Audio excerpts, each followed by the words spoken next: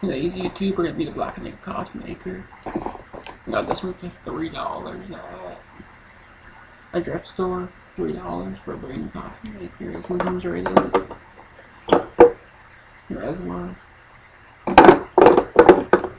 It's basically brand new. It's like one of those old biggest coffee thermoses you can buy. This is my coffee pot. It's brand new actually. It's got a kit. Pretty clean. As you can see, there's no dirtiness to this coffee maker. I'll show it to the top where you can see it's basically clean. I paid $3 to this. This thing comes out, you can put filters in it. It has acting too inside, as you can see. I paid for this $3. And it's pretty good because you got the timer. You can set the coffee by the time you want it. It's pretty good. And I'm going to show you this thermos. It's pretty good because it comes off. The glass in here is pretty good.